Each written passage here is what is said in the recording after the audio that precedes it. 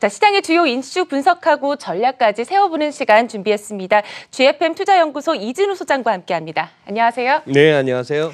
네, 먼저 일단 시간이 문제지 대선 전이든 이후든 부양책에 대한 기대감은 아무래도 계속 이어질 것 같습니다. 네. 그렇다고 해서 일단 시장이 좀 흔들리기도 했지만 이 불확실성에 대해서 시장은 그래도 일단은 긍정적으로 받아들인 것 같아요. 네, 그래요. 뭐 지금 이제 시장에서 계속 나오는 용어가 이제 불확실성이죠.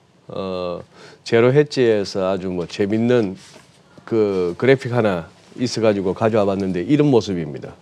이정표의 uncertainty 이렇게 해서 앞으로 지금 뭐 불확실성이 계속 기다리고 있다. 첫째는 미 대선 결과겠죠.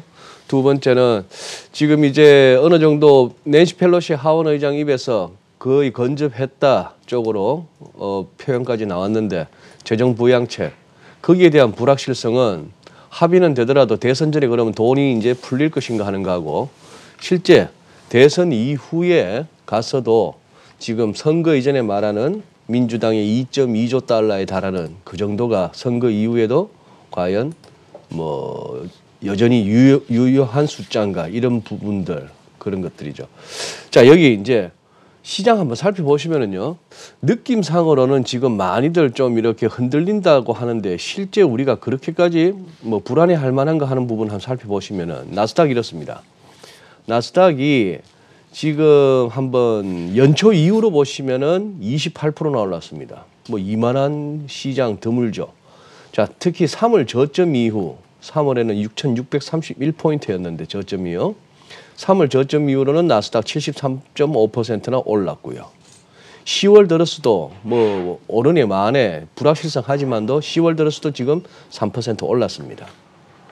9월 고점 대비 이제 한 4.7% 정도 낮은 그런 상황인데 지금 이제 재밌는 거는 여기서 일목균형표를 가져왔을 때 이렇게 이제 구름대가 얇아지면서 색깔이 양에서 음으로 음에서 양으로 하면서 조금 이렇게 약간 변곡 조짐을 보이는 이 시점 묘합니다. 저게 이제 미 대선하고 또 11월 4일 날 3일 날이 선거인단 뽑는 투표일이면은 4일부터 5일까지는 또 FOMC가 있죠.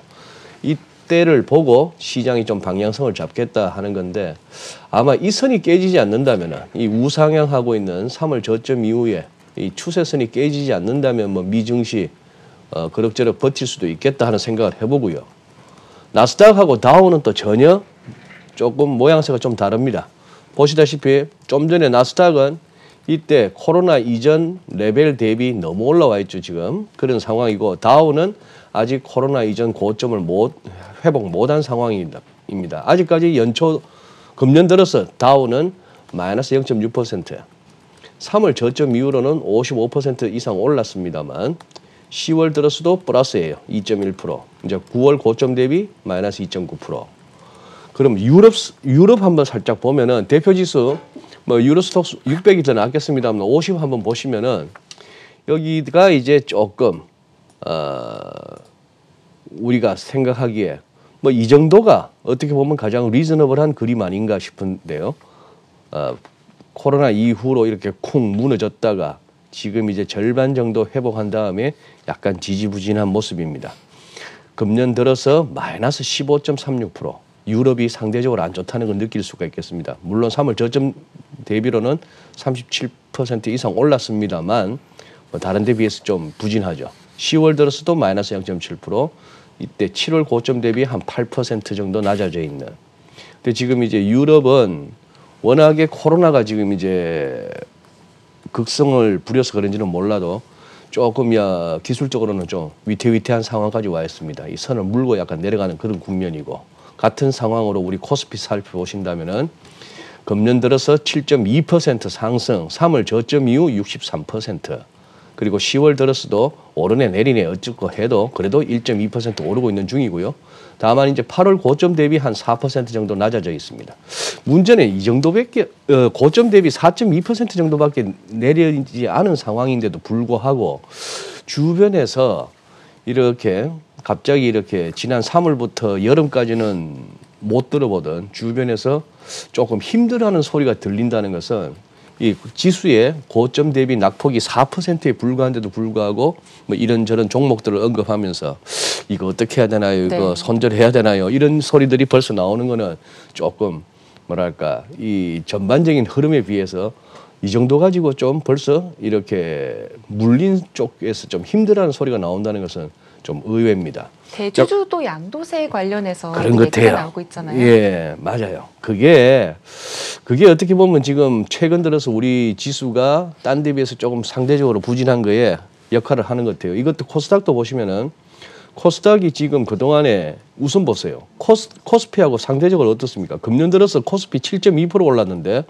코스닥은 지금 21%입니다. 네. 21%고 3월 저점 대비 거의 뭐 더블나다시피 94% 가까이 올랐는데 10월 들어서 4.2% 빠졌고 이 8월 고점 9월 고점 대비 9월이네요. 9월 고점 대비로는 한 10% 정도 떨어져 있는데 저도 이번에 이 대주주 요건 완화 이후로 주변에서 이렇게 같이 얘기를 하다 보면은 의외로 이렇게 주식 크게 하시는 분들이 많아요. 네.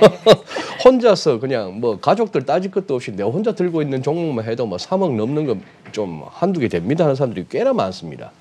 그게 진짜 결국 물이 되겠는데 우리 코스피는 이렇게 보시죠. 코스피도 아까 유로스톡스하고 비슷합니다. 그러니 조금 이렇게 미국 대비 우리하고 유럽은 이 기술적으로 봤을 때 이 추세선을 갖다가 지켜야 한다는 부담이 상당한 시점입니다. 아마 밤사이 미국이 많이 올라줬기 때문에 오늘은 이 선을 지키지 않을까 하는 정도의 생각은 해보게 되는데 코스닥은 이게 관건이죠. 이 패턴상으로 너무나 확연하게 보이는 이 헤드앤숄더 때문에 이렇게 지금 검은색 선으로 긋는 이 부분, 저 넥라인 이 부분이 무너지는가? 그게 지금 오늘 결정돼야 되는데 아마 오늘은 지지될 가능성이 상당히 높아 보이는 이거 무너진다는 얘기는 구름대도 이탈한다는 얘기니까 그런 정도의 지금 주변 여건은 아니라고 보여집니다. 뭐 그런 상황이라서 한데 전반적으로 이렇게도 볼 수 있습니다. 조금 며칠 되긴 했습니다만 이 파이낸셜 타임스의 이 보도가 이렇게 좀 약간 이렇게 그게 있었죠. 뭐랄까 좀 울림이 있었죠. 연준 인사들이 좀 더 이렇게 터프한 레귤레이션, 좀 더 이렇게 타이트한 규제가 필요하다고 하는데 여기서 에셋 버블 얘기가 나옵니다. 자산 시장의 버블을 갖다가 방지하기 위해서는 그래서 이제 에릭 로젠그렌 보스턴 연방은행 총재 같은 경우에 이 평소 이 로젠그렌 총재의 그 성향이나 쭉 그동안의 은행을 봤을 때는 충분히 나올 만한 얘기죠. 연준이 이제 기업과 가계에서 과도한 차입으로 주식 투자에 나서는 것을 억제토록 하는 정책 수단을 연준으로서는 갖고 있지 않는데 이 금융 안정에 대해서 제고해야 된다. 연준 인사들이 금융 안정 이런 얘기를 하는 거는 뭔가 지금 좀 시장이 약간 버블 조짐이 있다라는 어떤 워닝으로 봐줘야 되는 그런 상황입니다. 거기다 닐 카시카리 아래쪽에 미네아폴리스 연방은행 총재죠. 여기 카시카리 총재가 그때 뭡니까 2008년 금융위기 때도 인사이드 잡 같은 데 보면은 카시카리 총재는 율부리는 스타일의 헤어스타일 때문에 당장 눈에 띄는데 네.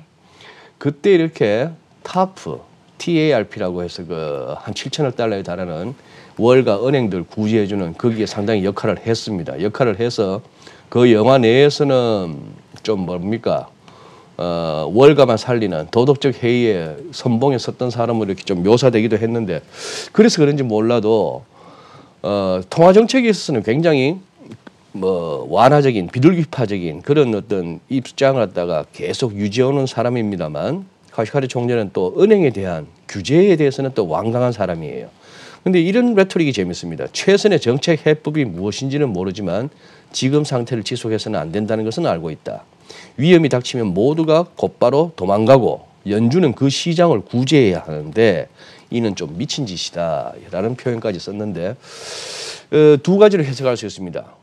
연준에서 경고성 발언을 했는데 조금 이렇게라도 해서 시장이 너무 급하게 달려가면서 버블로 인해서 뚝 부러지는 장을 갖다가 막아보겠다는 어떤 의지도 되겠고 아니면은 재정 부양책을 갖다 좀 서둘러 달라라는 뭐 그런 얘기도 되겠고 뭐 할 수가 있겠는데 이런 부분도 조금 최근에 시장을 갖다가 조금 이렇게 속도 조절하는데 역할을 했는 것 같고 여기까지만 말씀드릴게요. 증시 관련해서는. 네, 연준에서 경고를 보냈다는 점, 즉 경기 부양책에 이어서 FOMC도 좀 주목을 해봐야 될 것 그런 같고요. 같아요. 예. 네, 또 미국 대선이 주요 변수로 현재 또 작용을 할 것 같습니다. 또 대선 현재는 사전 투표도 한창 진행 중에 있습니다. 네. 이미 2016년도 기록을 깼다라는 기사도 나오고 있는데 네. 두 재선 후보의 또 마지막 TV 토론도 이제 앞두고 있잖아요. 네. 현재 시점에서 대선 같은 경우 이제 결과가 어떻게 될지 또 궁금하잖아요. 예, 예.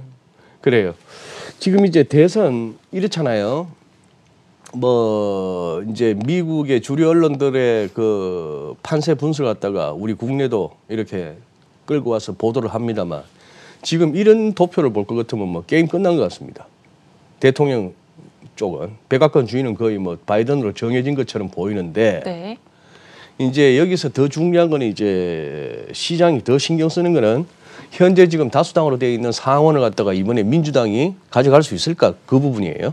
하원을 갖다가 계속 민주당이 장악하고 간다는 데 대해서는 뭐 이론의 여지가 없는 것 같습니다. 상원이 관건인데 그 부분 그게 이제 이른바 블루웨이브잖아요. 그렇게 해서 바이든 당선에 상원 하원도 다 민주당으로 간다면은 그게 이제 블루웨이브인데 그 부분에 대해서는 지금 이렇게는 나옵니다만 저 개인적으로는 여전히 결과는 봐야 된다는데 봐야 된다는 쪽입니다. 특히 이쪽 플로리다가 중요해 보입니다. 이 경합주 지금 약간 희미하게 표시한 이 주들 가운데 플로리다의 선거인단이 29명이죠. 네. 저기 이 선거인단 숫자는 각 주에 이제 상원 의원 2명이 있으니까 2명 플러스 각 주에 인구 비례로 되어 있는 하원 의원 숫자 그게 이제 각 주의 선거인단 수인데 제일 큰 데는 캘리포니아입니다. 여기는 뭐 민주당 텃밭이었고 이번에도 쉽지는 않을 것 같아요.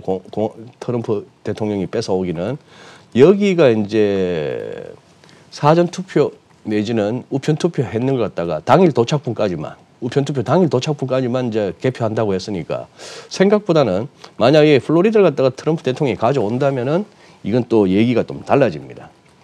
그 조지 부시 아들 부시 때도 자기 동생 잽 부시가 그 플로리다 주지사 했을 때 그때 뭐 투표용지 희한하게 해서 엘고하고 그때 한번 소송까지도 가고 했던 참 문제가 많은 그런 주였는데 저는 2016년에 힐러리 했던 그 당시 그 결과가 그 전혀 엉뚱하게 나왔던 그 한번 데자뷰가 한 번 더 가능해 보이기도 하는 그런 상황입니다. 그런 상황이라서 가봐야 되겠는데 이거 의외로 묻혀버리네요.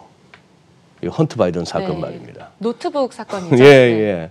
뉴욕 포스트의 거의 특종이라 할 수 있겠는데 이게 이제 지난 주말까지만 해도 미국 언론에서 좀 다루는 것들이만 그냥 묻혀버렸는데 참 신기합니다. 이 엄청난 이메일 내용 봐서는 엄청난 내용과 또 온갖 사진과 동영상이 참 지저분하기도 하고 위험한 저런 것들이 담긴 노트북 갖다가 수리점에 맡겼다가 찾아가지도 않았다고 하는 이 자체도 좀 이상한 데다가 뭐 여러 가지 해킹 썰도 나옵니다만 재밌는 거는 바이든 측에서 이메일 내용이나 이런 사진 동영상에 대해서 그 자체를 갖다가 부인하지는 못하더라고요. 그럼에도 불구하고 이제 뭐 이렇게 넘어가는 그런 상황. 거기다가 지금 이 트위터 같은 데서 또 페이스북 같은 데서 이 뉴욕 포스트의 기사 자체를 갖다가 공유하고 올리고 하는 것 갖다가 못하게 한 거 이런 것들이 지금 좀 문제가 되죠. 트럼프 대통령의 미국의 주류 언론들이나 SNS 쪽의 대기업들에 대한 불만은 상당합니다. 이거는 거의 뭐 대선 개입이라고 표현할 정도까지 그러다 보니까 지금 이제 그 얘기도 나오고 있죠. 구글을 비롯한 이런 SNS IT 대기업들에 대한 반독점 어떤 소송 내지는 청문회 이런 얘기들도 나오면서 그래서 기술주가 좀 흔들리고 있고 한데 그래요. 지금 대선 관련해서는 결국은 이제 얼마 남지 않았으니까 결과를 보고 얘기해야 될 것 같습니다. 그리고 이번에도 만약에 트럼프 대통령의 재선으로 결과가 나온다면은 정말 한번 이 미국 언론이나 미국 언론 갖다 뺏기는 한국 언론이나 할 것 없이 이제 2016년에 이어서 이번에도 그렇게 된다면은 정말 황골탈퇴가 필요합니다. 네, 대선을 이제 열흘가량 앞둔 상황입니다. 선거인단이 많은 주요 경합주들 흐름 중점으로 체크해보면서 결과 이후의 이야기가 더 중요하겠다라는 말씀 해주셨고요. 주요 쟁점은 아무래도 상원 하원 모두를 민주당이 또 네. 가질 수 있을지 그 여부 확인해보는 것 또한 중요할 것 같습니다. 이번에는 원달러 환율 얘기해보겠습니다. 최근에 계속해서 뭐 1130원대 있잖아요. 네. 전일장 같은 경우는 1132원 90전에서도 마쳤습니다. 그래요. 네, 원달러 환율 흐름 좀 지켜봐야 될 것 같은데요. 환율이 재밌죠. 지금 막 1150원 무너진 이후로는 상당히 급합니다. 흐름이.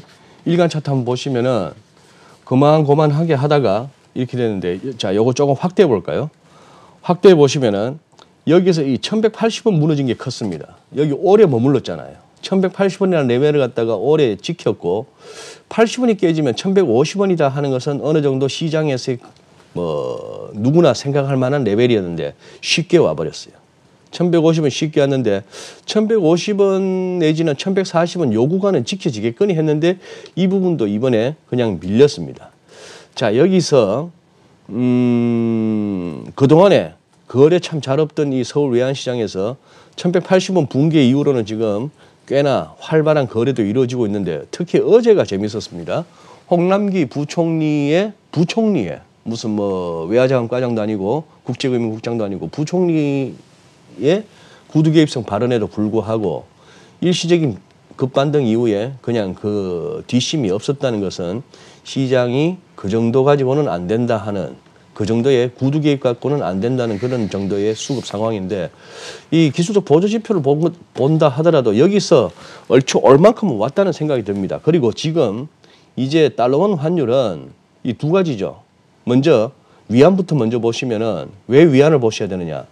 이 위안원 환율이 거의 170원 주변에서 맴돌고 있습니다. 즉 위안은 최종 환율이 170원 근방에서 머물고 있다는 얘기는 우리 달러 환율이 철저하게 위안 따라서 움직인다고 볼 수 있는데, 위안이 이제 오늘부터는 한번 지켜보실 만해요. 우선 10시 15분 20분 그 무렵에 인민은행 고시 환율이 네. 어떻게, 즉 시장 예상보다는 조금 높게 나오려는지 뭐 6.7쪽에 가깝게 고시가 되려는지 하는 부분으로 해서 조금 위에 인민은행에서도 속도 조절이 한 번 좀 더 나올 만한, 요때가 속도 조절 한번 나왔을 때였죠.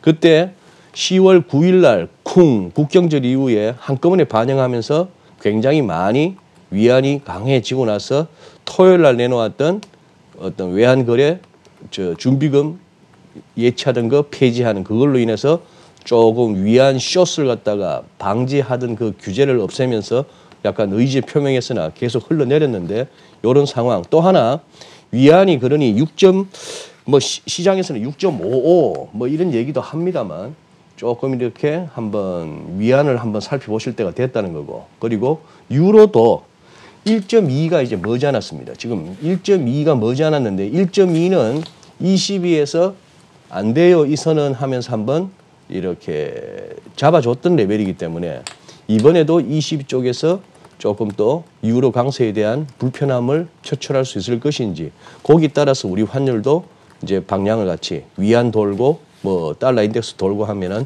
같이 돌 수 있는 그런 상황인데, 워낙에 여기 지금 이제 우리가 달러 롱 쪽으로 많이 쏠려 있었던 포지션이다 보니까 아직까지는 그 손절 과정에서 조금 쉽게 반등은 못 찾아내는 상황입니다만, 그렇게 지금 이 레벨에서 너무 밑으로는 볼 건 아니다 하는 생각은 듭니다. 뭐 1120 정도가 맥시 아닐까 싶네요. 네, 위안화 연동해서 원화가 강세를 보이고 있음에도 현재 일단 지수는 조금씩 밀리고 있는 상황인데요. 오늘 10시 넘어서 발표될 중국의 위안화 고시 환율도 잘 체크해 보셔야겠습니다. 네. 지금까지 GFM 투자연구소 이진우 소장과 함께했습니다. 고맙습니다. 감사합니다.